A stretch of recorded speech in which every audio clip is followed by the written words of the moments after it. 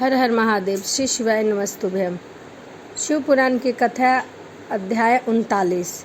भगवान शिव का नारद जी के द्वारा सब देवताओं को निमंत्रण दिलवाना, सबका आगमन तथा शिव का मंगलचार एवं ग्रहण पूजा आदि करके कैलाश से बाहर निकलना। नारद जी बोले, विष्णु शिष्य महाप्रज्ञ तात विधात आपको नमस्कार है। कृपा निधि, आपके मुँह से यह शुद्ध कथा मुझे सुनने को मिला। अब मैं भगवान चंद्रमौलिक के परम मंगलमय तथा समस्त पाप राशियों के विनाशक वैवाहिक चरित्र को सुनना चाहता हूँ। मंगल पत्रिका पाकर महादेव जी क्या किया, परमात्मा शंकर की यह दिव्य कथा सुनाइए। ब्रह्मा जी ने कहा, बेटा तुम बड़े बुद्धिमान हो। भगवान शंकर के उत्तम यश को सुनने के लिए मंगल पत्रिका को पाकर भगवान शंकर ने जो कुछ किया वह मैं तुम्हें स्वयं बताता हूँ। भगवान शिव उस मंगल पत्रिका को प्रसन्नतापूर्वक हाथ में लेकर हृदय से बड़े हर्ष का अनुभव करते हुए हंसने लगे। फिर उन भगवान ने उन्हें लाने वाले का सम्मान किया। इसके पश्चात उसे बचाकर विधि पूर्वक स्वीकार किया। इसके बाद हिमाचल के यहाँ से आए हुए लोगों को बड़ा आदर सम्मान के साथ विदा किया। इसके पश्चात उस मुनियों से कहा, आप लोग ने मेरे शुभ कार्य में भली भांति मेरा सहयोग किया है, आप संपदा किया है, आप मेरे विवाह स्वीकार कर लीजिए, अतः आप लोग को मेरे विवाह में आना आवश्यक है। भगवान शिव का यह वचन सुनकर ऋषि बड़े प्रसन्न हुए और उन्हें प्रणाम कर उनकी परिक्रमा करके उनके परम सौभाग्य की सराहना करते हुए अपने धाम को चले गए। मुनि इसके पश्चात महालीला करने वाले देवेश्वर भगवान शंभु लोकाचारक का सहारा ले तत्काल ही तुम्हारा स्मरण किया। तुम अपने सौभाग्य की प्रशंसा करते हुए बड़ी प्रसन्नता के साथ वहां आए और मस्तक झुकाकर प्रणाम करके हाथ जोड़कर विनती भाव से खड़े हो गए। तब भगवान शिव ने कहा, नारद तुम्हारे उपदेश से देवी पार्वती ने बड़ी भारी तपस्या की और उससे संतुष्ट होकर मैंने उसे यह वर दिया है, मैं पति रूप में तुम्हारा पानी ग्रहण करूँगा। पार्वती की भक्ति देखकर मैं उसके वश में हो गया हूँ, इसलिए उसके साथ विवाह करूँगा। सप्तऋषियों ने लग्न का साधन और शोधन कर दिया है, अतः आज से 7वें दिन मेरा विवाह होगा।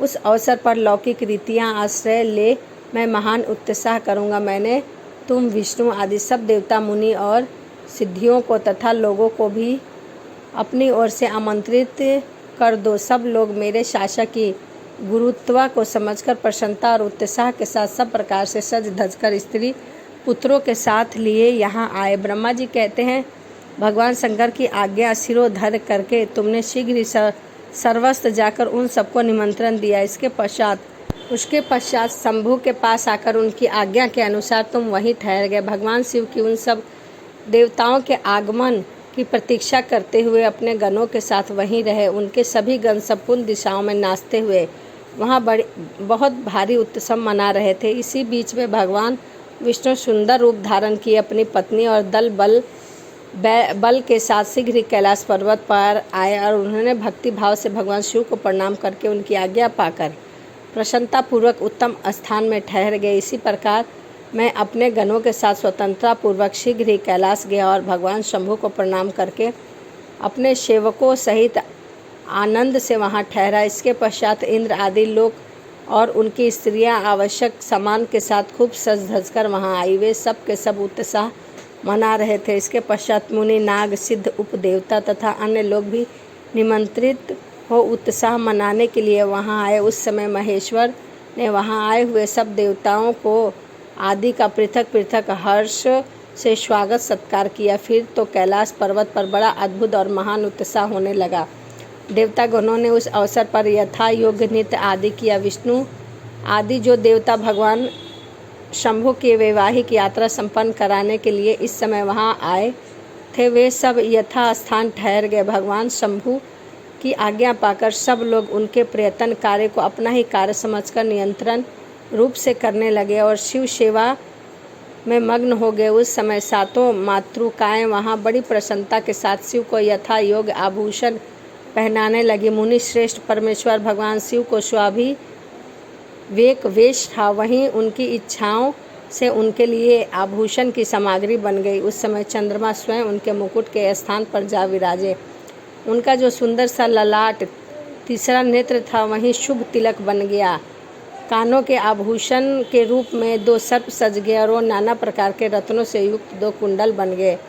इसके अलावा अंगों में स्थित सर्प उन अंगों के अति रमणीय नाना रत्नमय आभूषण हो गए। उनके शरीर में जो भस्म लगा हुआ था वही चंदन आदि का अंगराग बन गया और उनकी जो इस प्रकार उनका रूप इतना सुंदर हो गया कि उनका वर्णन करना भी कठिन हो गया। वो साक्षात ईश्वर तो थे ही, उनको पूरा ऐश्वर्य प्राप्त कर लिया गया। इसके पश्चात समस्त ऐश्वर्य प्राप्त देवता, दानव, नाग, पक्षी, अप्सरा और महर्षिगण मिलकर भगवान शिव के समीप गए और उनके महान उत्सव मनाते हुए प्रसन्नतापूर्वक उससे बोले, हे महादेव महेश्वर, आप महादेवी गिरिजा को ब्याह लाने के लिए हम लोगों के साथ चलिए, आप हम पर कृपा कीजिए। इसके पश्चात भगवान शिव विष्णु शंकर भक्ति भाव से प्रणाम करके उपयुक्त वास्तव अनुरूप ही बात कही। भगवान विष्णु बोले, शरणागत वत्सल देव, आदि देव, महादेव प्रभु, आप अपने भक्त जनों का कार्य सिद्ध करने वाले हैं। मेरा यह निवेदन सुनिए। कल्याणकारी शंभु, आप गृह सूत्रों का विधि के अनुसार गिरजा कुमारी पार्वती देवी के साथ विवाह कार्य को संपन्न करिए। फिर ब्रह्मा जी कहते हैं, नारद, भगवान विष्णु ऐसा कहने पर लोकाचरण परायण परमेश्वर शंभु ने विधि पूर्वक सब कार्य उन्होंने सारा कार्य सिद्ध किया, उसके लिए अधिकार दे दिया। अतः वहाँ मुनि को सब साथ ले आए। सादर प्रसन्नता के साथ वह कार्य संपन्न किया। महामुनि उस समय कश्यप, अत्रि, वशिष्ठ, गौतम, भागरी, गुरु, कण्व, बृहस्पति, शक्ति, जगदंगिन, पराशर, मार्कंडे, शिलापाक, इन सब भारद्वाज, इन सब गुरुओं, पिपलाद, इन दूसरे बहुत से ऋषि मुनि जो थे, जो भगवान शिव के समीप आए, मेरी प्रेरणा से विधि पूर्वक यहाँ अभ्युदय कर्म कराने लगे। वे सब के सब वेदों के परंपरागत विद्वान थे। वैवाहिक मंगलचार्य करने में यजुर्वेद, ऋग्वेद और सामवेद विविधत उत्तम सूक्तों द्वारा महेश्वरी की रक्षा करने लगे। उन सब ऋषियों ने बड़ी प्रसन्नता के साथ बहुत से मंगल कार्य कराए, देवताओं का पूजन किया। सब लौकिक वैदिक कार्य रीति रिवाज के साथ किए गए। उन्होंने ब्राह्मणों को प्रणाम किया। इसके पश्चात वे सर्वेश्वर महादेव देवता तथा ब्राह्मणों को आगे करके उस गिरि श्रेष्ठ कैलाश से हर्षपूर्वक निकले। कैलाश से बाहर जाकर देवताओं और ब्राह्मणों के साथ भगवान शंभु जो नाना प्रकार की लीलाएं करने लगे और करते हुए खड़े हो गए। उस समय वहाँ महेश्वर के संतोष के लिए देवता आदि ने मिलकर बहुत बड़ा उत्सव मनाया। बाजा बजे और नृत्य और गान किया गया। शिवपुराण की कथा अध्याय 39 यहीं समाप्त होता है। 40वां अध्याय में मैं आपको शिव और पार्वती के विवाह का वर्णन करूंगी। तो चलिए इसी के साथ वीडियो को समाप्त करते हैं और मिलते हैं अगली वीडियो में। यदि आपने अभी तक मेरे चैनल को सब्सक्राइब नहीं किया है तो प्लीज़ सब्सक्राइब कर लिए, कमेंट करिए, शेयर करिए और वीडियो को पूरा देखिए। तो चलिए मिलते हैं अगली वीडियो में। हर हर महादेव, जय शिव शंभू।